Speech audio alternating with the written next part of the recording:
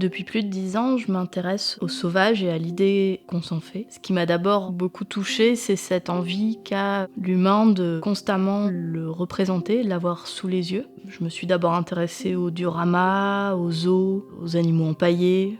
Et finalement, je pense que si on le représente autant et si on aime autant le regarder, c'est parce que les mondes sauvages sont de l'ordre de l'invisible. C'est finalement une partie du monde à laquelle on a très peu accès. Et donc c'est comme ça que j'ai commencé à travailler sur ces mondes-là.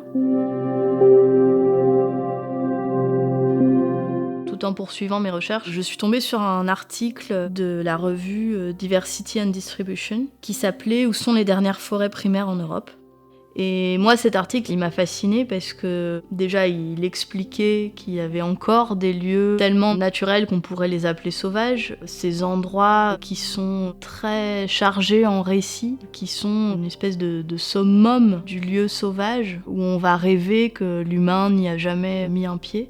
Donc j'ai appelé Nicolas Debève, qui était le référent français, qui m'a expliqué qu'on n'utilisait pas scientifiquement le mot forêt primaire, mais qu'on utilisait maintenant l'idée de forêt intouchée. On pouvait peut-être dire qu'il restait les petites filles des forêts primaires en France. Et c'est comme ça que j'ai commencé ce travail où j'ai été photographier ces endroits catalogués, protégés de l'humain, et surtout laissés en libre évolution.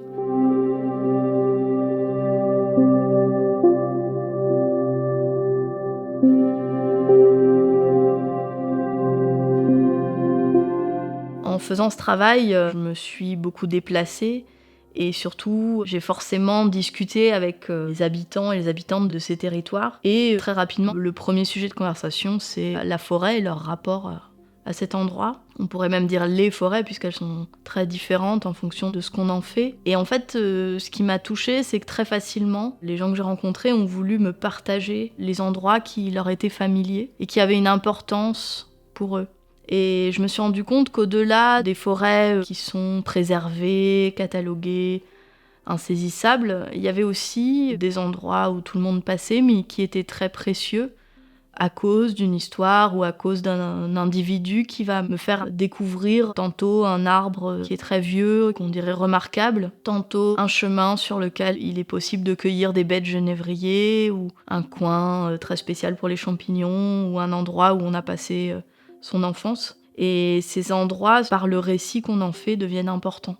Et c'est pour ça que j'ai décidé de commencer un nouveau volet de ce travail sur les territoires des forêts, où j'aborde justement cette idée du récit domestique, déjà en photographiant ces lieux. Et j'ai pris des photos que j'ai ensuite teintes sur des tissus. En fait, j'utilise des plantes qui ont des propriétés tinctoriales. Donc ça peut être l'immortelle, les feuilles d'artichaut, les pelures d'oignon. Ce que j'aime, c'est le plus possible utiliser justement des plantes qu'on peut trouver dans la cuisine, puisqu'on a du coup un rapport à la domesticité qui s'intensifie. Et je teins le tissu en utilisant une technique dérivée de ce qu'on appelle la technique des Indiennes, qui était utilisée pour faire des motifs. Et moi, je l'utilise pour appliquer ma photographie.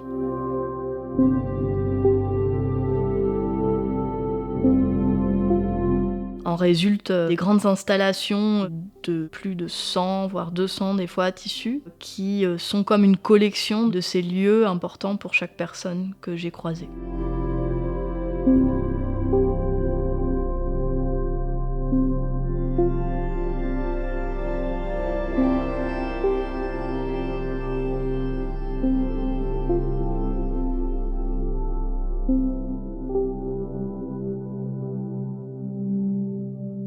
Avec Roxane, en descendant vers le village, avec Guy, qui est né là, avec Julie, sur le chemin des genévriers, avec Romain, sur la piste des loups, avec Ambre, dans l'ancien terrain de chasse, avec Thibaut, dans la forêt de ses vacances, avec Catherine et Anne, là où Anne s'est mariée. Avec ce nouveau travail, j'ai pensé qu'il était possible de construire une géographie intime et personnelle d'un lieu naturel et qu'il fallait peut-être porter une attention plus grande, non pas à la grandiloquence d'un lieu rare, mais à la banalité d'un chemin qui, par le récit et le souvenir que quelqu'un en donnerait, deviendrait unique et précieux.